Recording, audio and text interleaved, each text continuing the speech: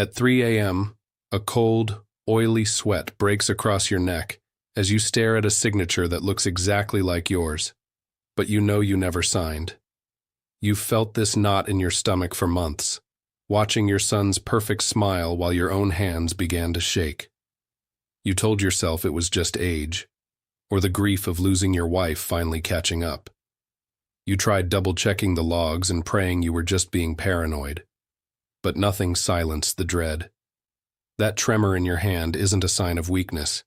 It's your body screaming a warning that your own blood is your greatest predator. In the next few minutes, you'll discover exactly what is happening behind the locked doors of your own home. My name is Arthur Vance, and at 66 years old, I am a master horologist who built Vance & Sons Precision from a single basement workbench. My world used to be anchored by my wife, Eleanor, who passed 4 years ago from a sudden pulmonary embolism. I can still smell her lavender perfume lingering in the workshop, and sometimes I expect to hear her humming Moon River while she polishes the silver. Lately, a slight tremor has begun to haunt my right hand, a terrifying sign of early Parkinson's that threatens my very existence. This shop is my life's work, but my failing body makes me desperately dependent on my son to carry our legacy forward. My life revolves around my son Julian, my estranged daughter Clara, and my brother Marcus. Every morning at precisely 5:30 a.m., I wind 14 antique clocks and polish Eleanor's empty chair before drinking bitter black coffee, while reviewing Julian's inventory logs. This story is inspired by real events in the elite jewelry world, though names and locations have been fictionalized for privacy. I am sharing this from the city where the Vance name used to carry weight and honor. Where are you joining me from today? Please let me know in the comments below. I truly appreciate you being here as I finally reveal the devastating truth behind the gold and the lies. I hung up the phone, my heart hammering a jagged rhythm against my ribs, yet I forced my feet to move with deliberate slowness toward the steel vault. Julian was still out there, humming a carefree tune, oblivious to the cracks forming in my reality. I reached for the Eleanor Sapphire's velvet-lined case, a sanctuary for the stone I had spent a decade sourcing for my late wife. As I opened the lid, I noticed a tiny, oily fingerprint on the interior silk, a place no one should ever touch. My breath hitched. We always use specialized chamois cloths for legacy pieces to prevent oils from tarnishing the settings. Julian knew this rule better than his own name. The fingerprint was a glitch in a perfect system, but I tried to dismiss it as a lapse in Julian's usually impeccable discipline. Perhaps he had been overcome with sentimentality for his mother and reached out to touch her favorite stone. But then, as I adjusted my jeweler's loupe to inspect the sapphire's facet, I saw it, a microscopic scratch near the prong that shouldn't exist. This stone was rated at a 9 on the Mohs scale, nearly indestructible under normal conditions. A cold, suffocating suspicion began to coil in my gut, whispering that this wasn't just a mistake. I felt a second loop of dread tightening. If the mark was wrong, then what exactly was I holding? I retreated to my private office, locking the heavy oak door to ensure Julian's prying eyes couldn't see my hands shaking. I pulled the digital inventory logs from May 2025 and compared them against my handwritten ledgers. As a horologist, I know that every gear must mesh perfectly, or the system fails. I noticed a subtle discrepancy in the acquisition dates for 3 high-carat diamonds. The digital record showed they arrived on June 12th, but my physical receipt was dated July 4th. This wasn't just a clerical error.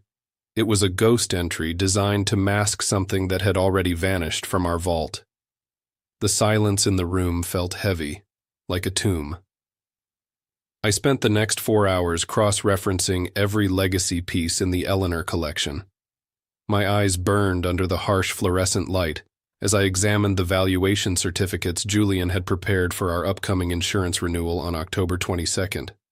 I found a second anomaly that chilled me to my core. The appraised value of the Victorian emerald brooch was listed at $85,000, exactly half of its true market value. Why would a devoted son devalue his own inheritance? The realization hit me like a physical blow to the stomach. He wasn't just selling the items. He was lowering the insurance liability so no one would investigate if a piece went missing. Through the tinted glass of my office, I watched Julian interact with a new client, a woman named Vanessa Thorne, who carried herself with a predatory elegance. He was smiling that perfect, charcoal suit smile, showing her a piece from our private reserve that should never have been on the sales floor. My heart rate spiked, thumping a frantic rhythm against my chest. I made a note of the time, exactly 2:45 p.m., and the specific vault code he used to access the restricted tray. Julian was moving with a frantic energy I had previously mistaken for passion, but now it looked like a desperate man trying to outrun a fast-approaching shadow. I knew I couldn't navigate this labyrinth of lies alone, especially with my tremors making it impossible to handle the delicate paperwork without leaving a trail.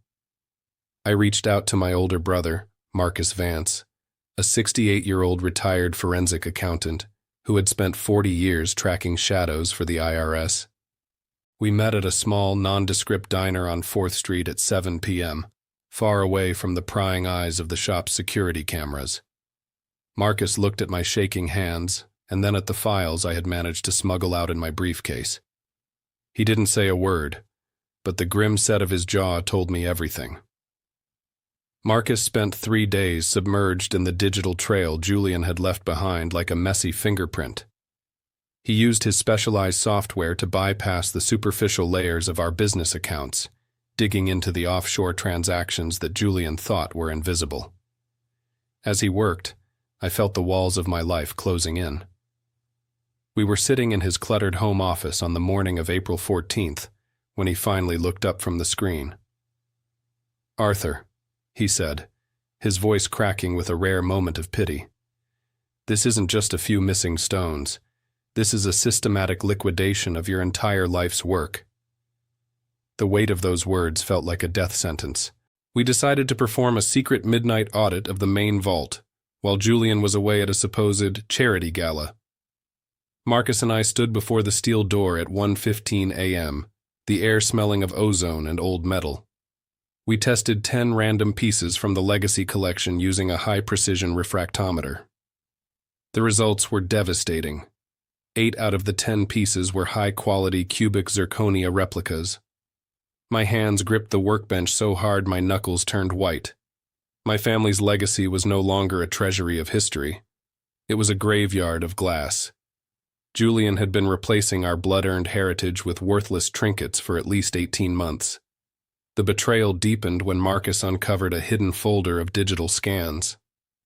Julian had been meticulously forging my signature on insurance appraisals and bank documents to hide the massive devaluation of our assets. I saw my own name, written in a hand that looked exactly like mine before the tremors started, authorizing the transfer of $1.2 million to a shell corporation in the Cayman Islands. It was a masterpiece of manipulation that turned my own identity into a weapon against me. The level of premeditation required to steal a father's name and legacy simultaneously made my stomach churn with a cold, visceral fury I had never felt before. Marcus followed the money trail further, discovering the dark motivation behind Julian's frantic pace. My son didn't just want a new lifestyle. He was drowning in a $2.4 million debt to a predatory investment firm known for its ruthless collection methods. He had been liquidating our history to pay for a reckless shadow life that I knew nothing about. Every "I love you, Dad," and every "we're in this together" had been a calculated lie to keep the vault door open just a little bit longer. I realized then that I wasn't just dealing with a thief, but with a cornered animal who would destroy anything to survive. I looked at the fake stones glinting under the vault lights and realized the scale of the conspiracy involved people far more dangerous than my son. Someone was facilitating these sales, someone with access to the highest levels of the black market. As the sun began to rise over the city on April 15th, I made a choice that would change our lives forever. I wouldn't just call the police. I would make him reveal himself in front of everyone he tried to impress. But first, I have a question for you. If you found out your child was stealing your life's work, would you call the police or handle it as a family? Marcus found the link to Vanessa Thorne, a consultant with a history of predatory liquidations. She wasn't just a client. She was the architect. On May 18, 2025, she facilitated a wire transfer of $400,000 from our business account to a shell entity in Singapore. This wasn't Julian acting alone in a moment of panic. This was a coordinated extraction. I felt a cold sweat prickle my neck as I realized Vanessa had been seen at the shop 3 times last month, always when I was supposedly resting. The betrayal expanded from a son's greed to a professional hit on my entire life's work. We followed the trail to the Grand Imperial Hotel on June 3rd at 9:45 p.m. From the shadows of the lobby, I watched Julian raise a glass of vintage Cristal, costing $200 a bottle, to toast with Vanessa. He looked transformed, his golden boy persona replaced by a sharp, predatory arrogance I didn't recognize.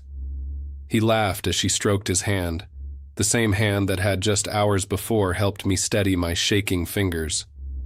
The bile rose in my throat, a bitter mix of paternal failure and visceral disgust. My son was celebrating the funeral of our legacy while I was still breathing. Marcus discovered that the systematic liquidation wasn't limited to the vault items.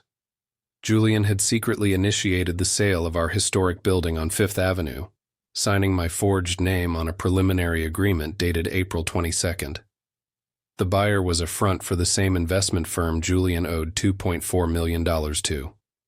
If this sale went through, Vance & Sons would be erased by July 15th, replaced by a luxury condominium development. The scale of the theft was breathtaking, reaching into the very foundations of the workshop where I had spent 42 long years. My hands didn't just shake now. They burned with a desperate need for justice. I returned to the shop, my mind spinning with the sheer volume of the deceit. Every morning at 8 a.m., Julian brought me a cup of Earl Grey tea, insisting I take my Parkinson's supplements to manage my worsening tremors. It was a ritual of care that I had cherished as a sign of his devotion. But as I looked at the small white porcelain cup on my workbench, a new, more sinister thought took root. Why did the tremors only seem to intensify an hour after our morning tea? I watched the steam rise, sensing a trap hidden within the steam of his supposed kindness. I didn't drink the tea on the morning of June 5th.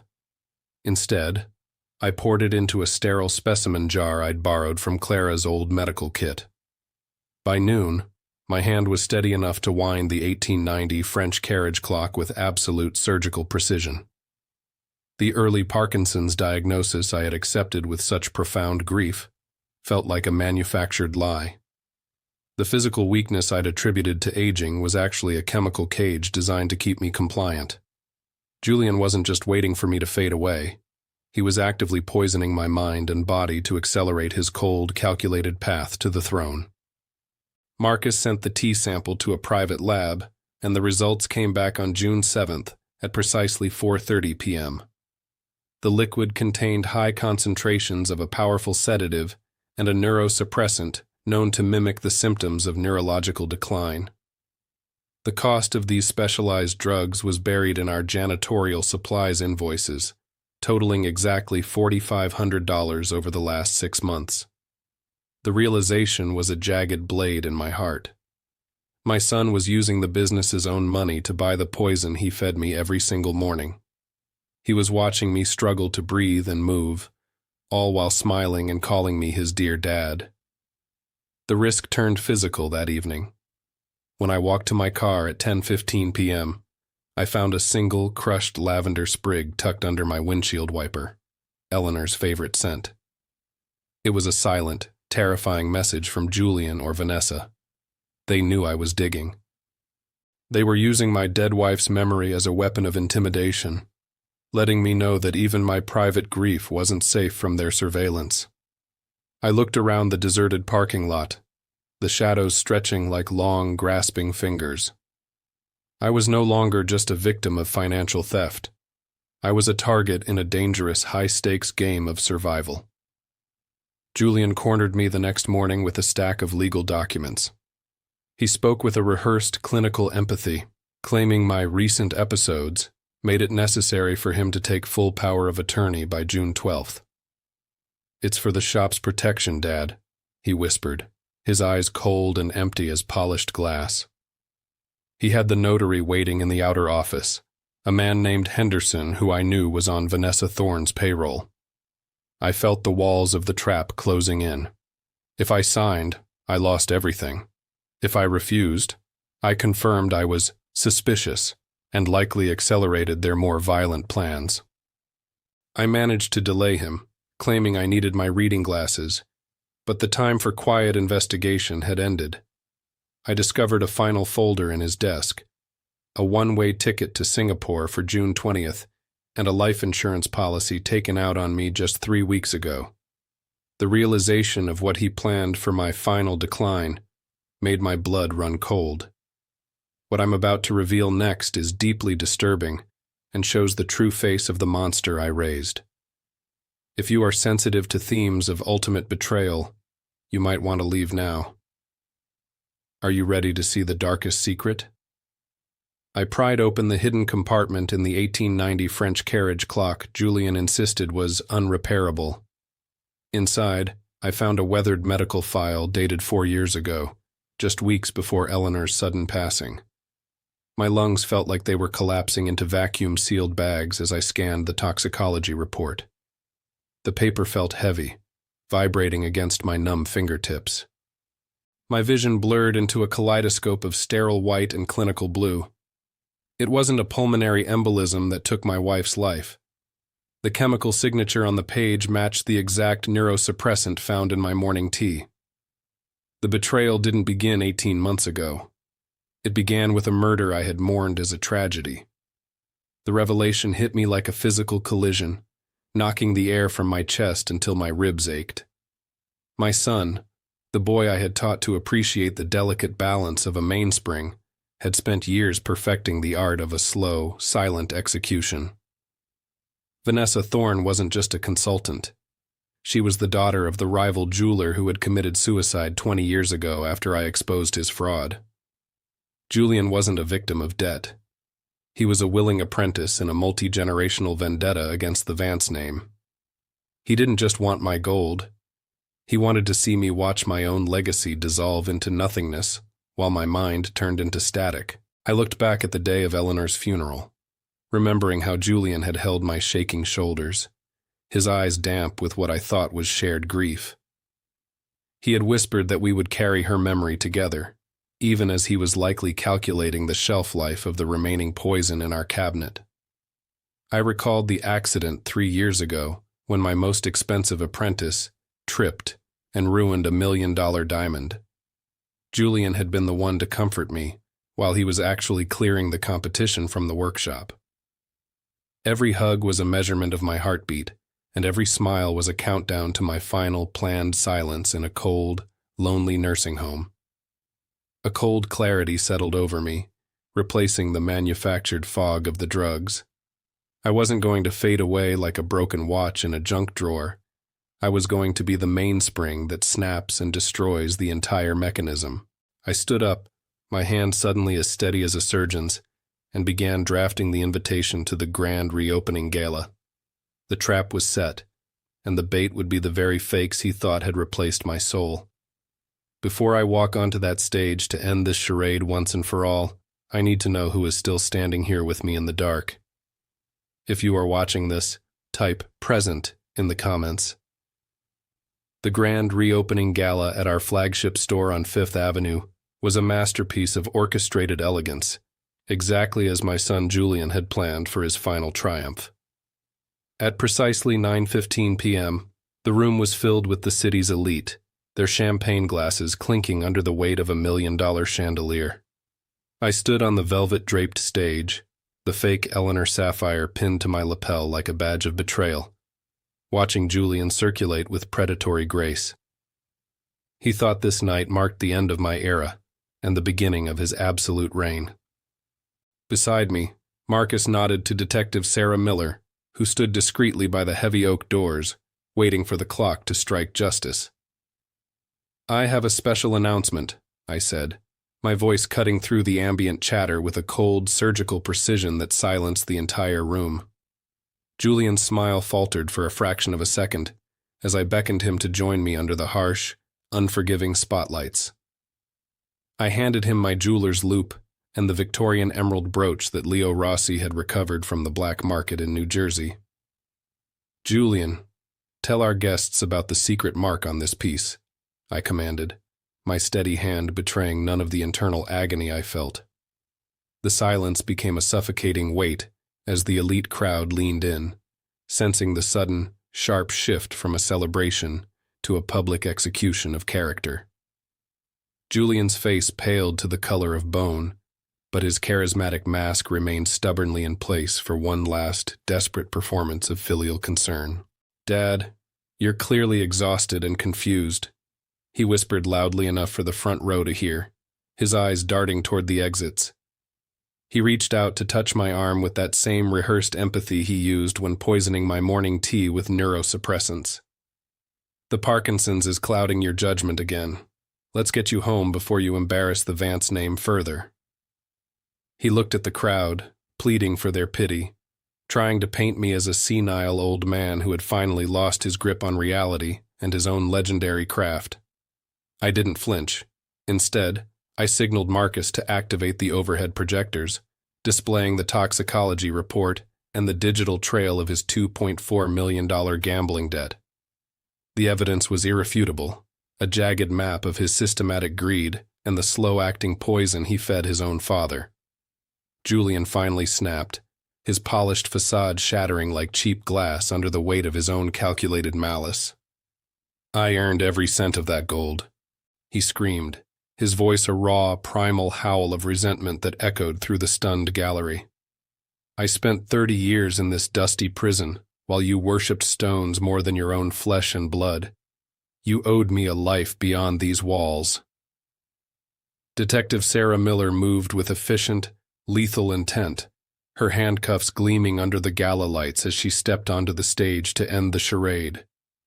The sound of the metal ratcheting shut on Julian's wrists was the most satisfying mechanical click I had ever heard in my 42 years as a master horologist. As his rites were read aloud, the elite crowd he so desperately craved to join recoiled in collective disgust, their cameras capturing his ultimate fall for the morning headlines.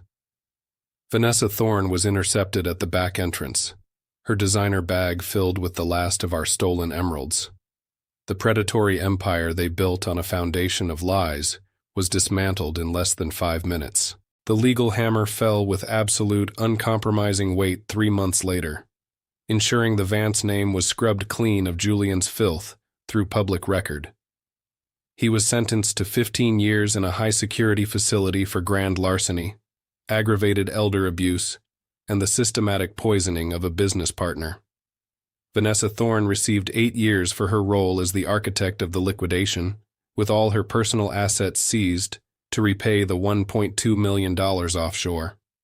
The court ordered the immediate return of the recovered Eleanor sapphire, restoring the soul of my shop. I stood in the quiet vault, finally holding the real stone, knowing the fakes were gone and the true cost of justice had been paid in blood. It is now November 12th, 6 months since the sirens faded. The workshop no longer smells of Julian's sterile deception.